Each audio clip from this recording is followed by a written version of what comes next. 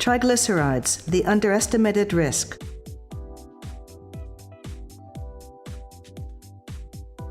Fat tolerance test, the future of residual cardiovascular risk diagnosis. If you had a patient with normal LDL, treated with statins or not, and fasting triglyceride levels of 150 to 180 milligrams per DL, would you prescribe a treatment to him? Probably not. This, of course, is more true if you had a patient with fasting triglyceride levels of 90 to 150 milligrams per DL. You definitely would not provide a triglyceride treatment. However, both approaches include an error. And the error is 1. The underestimation of the correlation between triglycerides and atherosclerosis, and 2. The weakness in dynamically measuring triglycerides' actual level. First error. There is the impression that triglycerides, as large molecules, cannot penetrate the blood vessel walls and therefore do not cause atheromatosis. This approach is inaccurate, because as triglycerides increase in blood postprandially as chylomicrons and VLDL, the human system transfers them to LDL and HDL in order to metabolize them. When LDL is saturated with triglycerides, they break down and become small and dense LDL, which do not only promote atherosclerosis, but which are also more toxic. Also, after the dissolution of chylomicrons and triglycerides, triglyceride remnants are created, remaining in plasma, and they penetrate the blood vessels as well as causing atherosclerosic lesions. Conclusion. When triglycerides are increased postprandially, small, dense LDL and triglyceride remnants are created, which are atherogenic. And therefore, triglycerides should be evaluated as an important atherogenic factor. This is confirmed by a number of studies, including the Framingham Heart Study, Copenhagen City Heart Study, Asia-Pacific Cohort Studies Collaboration, Hokanson-Austin meta-analysis in 17 clinical studies, where 46,413 men and 10,864 women participated. Second error. Measuring fasting triglycerides in the morning, we gather wrong information. Because triglyceride levels are rising postprandially. During the day, we eat meals or snacks, each containing 20 to 40 grams of fat. After each meal, triglyceride levels increase. Moreover, if the body does not have time to metabolize the previous meal, triglyceride levels increase even more. Therefore, during the day, triglyceride levels are fluctuating considerably at several levels. Morning measurement is unable to detect the dynamic variation of triglyceride levels during the day. It's something like diabetes mellitus. While a patient has a normal fasting glucose level, a glucose tolerance test is required in order to determine a problem with sugar metabolism. With triglycerides, we have the same diagnostic problem. Because their level fluctuates during the day, proper measurement requires a dynamic test equivalent to the glucose tolerance test. This test is the fat tolerance test, which detects the pathological postprandial triglyceride levels. Studies have found that patients with fasting triglyceride levels of more than 90 milligrams per DL with cardiovascular disease, hypertension, type 2 diabetes mellitus, obesity with a BMI higher than 27.5, metabolic syndrome, but also women after menopause, elderly over 65, and smokers present pathological postprandial triglyceride levels. Therefore, patients who belong to any of the above categories having fasting triglycerides of only 100 milligrams per DL are very likely to have pathological postprandial triglyceride levels, and they are under high cardiovascular risk. These patients, who measure their triglyceride levels only in the morning, remain undiagnosed and therapeutically untreated. It remains to be seen whether early diagnosis of pathological lipemia and subsequently more aggressive treatment will reduce cardiovascular risk. Cardiovascular diseases, CVD, acute myocardial infarction and stroke are the leading causes of death worldwide. 38% of deaths worldwide are due to CVD. The main intervention today in the presence of abnormal lipid levels is the reduction of total and LDL cholesterol levels. The studies have indicated that when high levels of total and LDL cholesterol were reduced by lipid-lowering drugs, cardiovascular mortality and total mortality were decreased by 30 to 40%. This means that most patients, although receiving the best available medical treatment, continue to be at increased residual cardiovascular risk, which renders necessary the diagnosis and reduction of this risk. An important factor included in the residual cardiovascular risk determination are the triglycerides. Until recently, it was suggested that triglycerides are large fat molecules and therefore are not a potential atherogenic factor. This has now proven to be wrong. The increased plasma triglyceride levels are mainly caused by chylomicrons and hepatic-derived very low-density lipoproteins, VLDL. After a fatty meal, fat is absorbed in the intestine and passes into blood in the form of chylomicrons.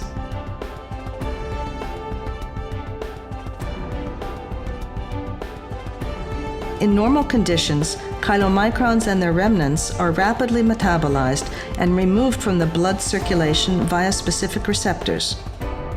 In cases where postprandial hypertriglyceridemia exists, the following happens. Chylomicrons, VLDL, and IDL and their remnants are increased. These structures are rich in triglycerides, and thus plasma triglycerides are increased. As triglycerides are not metabolized normally, and for this reason pathologically high values are detected postprandially, the frequency of exchange of triglycerides of the above structures with esterified cholesterol from HDL and LDL lipoproteins increases. This results in saturation of LDL and HDL with triglycerides and in the eventual formation of new structures, which are converted to small and dense atherogenic LDLs. The small dense LDLs are more atherogenic than LDLs, and the mechanisms by which this phenomenon occurs are the following. They more easily penetrate the arterial wall, they are toxic for endothelial cells, they cause the production increase of the plasminogen activator inhibitor 1, PI1, and of thromboxane by the endothelial cells. They are oxidized more easily. They are connected more easily with the lipemia of the arterial wall. They are less associated with LDL receptors and more with the scavengers receptors of macrophages. These small dense LDLs are not taken up by the specific receptors, which are their normal destination, but they are accumulated outside the wall of blood vessels. There, they are oxidized, and therefore oxidized LDL molecules are recognized as toxic by the body. Then macrophage cells are mobilized to cause phagocytosis and destroy oxidized LDL by trying to withdraw them from the blood circulation through receptors that are called scavengers receptors and are found in macrophages. But since there is no natural mechanism to auto-adjust this phagocytosis, the macrophage fills up without any barrier, resulting in the release of free cholesterol in the vessel wall. This fact motivates smooth muscle cells to migrate to contain the damage. They become foam cells and trigger the mechanism of arthrogenesis.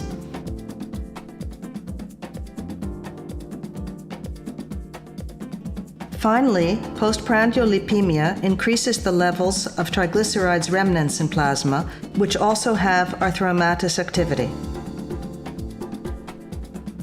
The studies that confirm that high levels of triglycerides in plasma are an independent risk factor for cardiovascular diseases are the Framingham Heart Study, the Copenhagen City Heart Study with 14,000 Danish men and women, the Asia-Pacific Cohort Studies Collaboration, and the Hawkinson-Austin meta-analysis in 17 clinical studies, where 46,413 men and 10,864 women participated.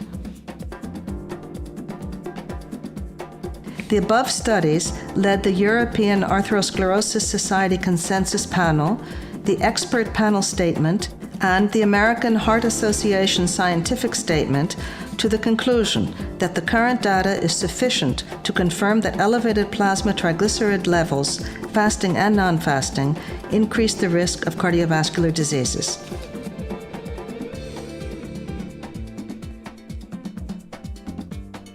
However, there is a diagnosis gap in triglyceride measurement because the test is carried out while fasting, while the postprandial triglycerides fluctuate several times at different levels during the day.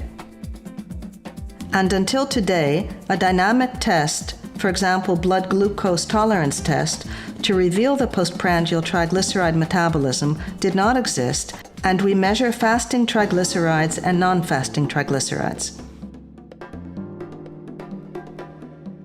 Morning measurement of fasting triglycerides is made after 12 to 14 hours of fasting, and therefore pathogenic postprandial increase in lipids is not recorded, while the non-fasting triglycerides test is made without any preparation, anytime after receiving conventional food within 8 to 14 hours.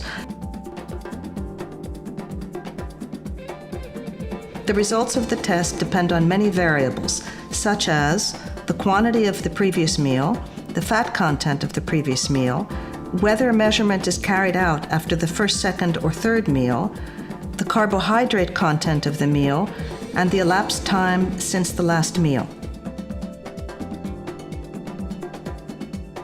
Thus, cumulative triglyceride levels in circulation are above fasting triglyceride levels most of the day, since during the day we consume 3 or 4 meals containing 20 to 40 grams of fat each. Furthermore, there is cumulative increase of triglycerides, since the increase of postprandial triglycerides start already at an elevated level from the previous meal or meals. So during the day, blood triglyceride levels are high, which morning measurement cannot diagnose. This fact imposes postprandial triglycerides measurement in order to diagnose pathological levels. The test that measures dynamically postprandial triglyceride levels is the fat tolerance test. What is the fat tolerance test? Measurement of postprandial triglyceride levels after receiving a standard meal, similar to the glucose tolerance test. The value of postprandial triglyceride determination is supported by large clinical studies, among which are the Women's Health Study, the Copenhagen City Heart Study, the Physicians' Health Study, the apolipoprotein-related mortality risk study, the second Norwith Park Heart Study, and the Norwegian study.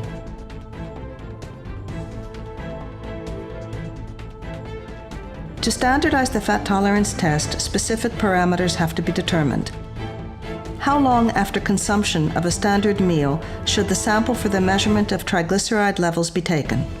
What should the composition be of the standard meal, and which triglyceride level value is considered pathological?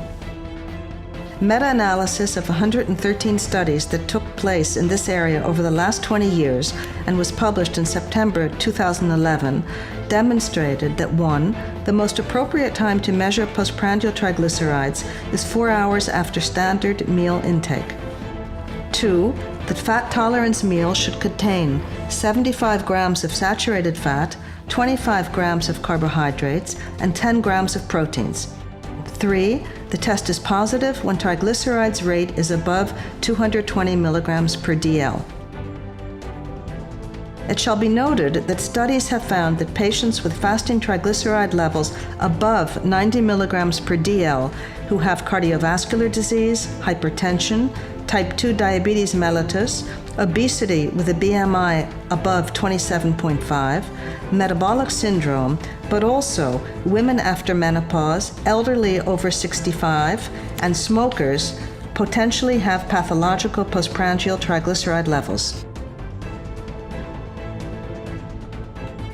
Therefore, patients from any of the above categories, even having normal fasting triglycerides, are very likely to have pathological postprandial triglycerides and are at high cardiovascular risk.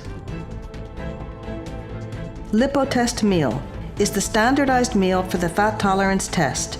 It is approved by EOF, the Greek equivalent of the FDA. It is internationally patented in its commercialized form by the company D. Genomeres Advanced Medical Research, and it is the only meal in the world that can be used to perform the fat tolerance test, which is a dynamic medical examination. The advantages of the LIPOTESTmeal are the following. There is no need for patients' hospitalization, as was necessary until now in the studies. Its composition is absolutely standardized and measurable. Its availability in a standardized meal is the only way to make this examination affordable to the community, as it is practically impossible to produce it in the laboratory or for a patient by himself. The way the meal is prepared, powder in airtight packaging, prevents loss of quantitative and qualitative properties and eliminates the possibility of contamination. Its production and distribution are easy and secure. It is tasty, chocolate-flavored, and can be easily consumed.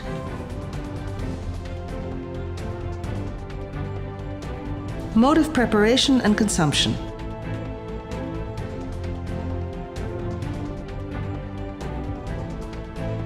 The LIPOTESTmeal package consists of a 115-gram powder sachet.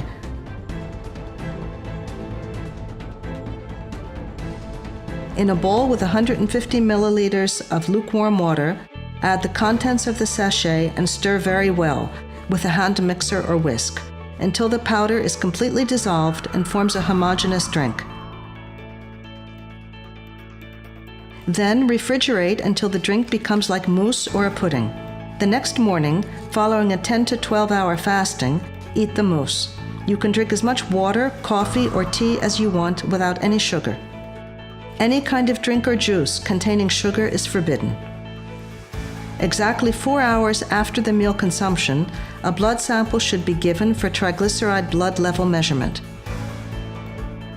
During these 4 hours, you should be relatively calm, avoid exercise and excess fatigue. Preparation for the test. The day before the examination, there is no restriction in diet. It is recommended to avoid alcohol intake. The test is performed in the morning after 10 to 12 hours of fasting. During these hours, consuming food and drinking any kind of liquid are not permitted. Only water, tea, or coffee without sugar is permitted. 4 hours after the meal, blood triglycerides level is measured, and if the rate is above 220 milligrams per DL, then the test is positive. It is not recommended to patients with fasting triglycerides levels above 220 milligrams per DL to perform the oral fat tolerance test. LIPOTESTmeal, the only diagnostic meal which can perform the fat tolerance test globally. LIPOTESTmeal, so simple, so important.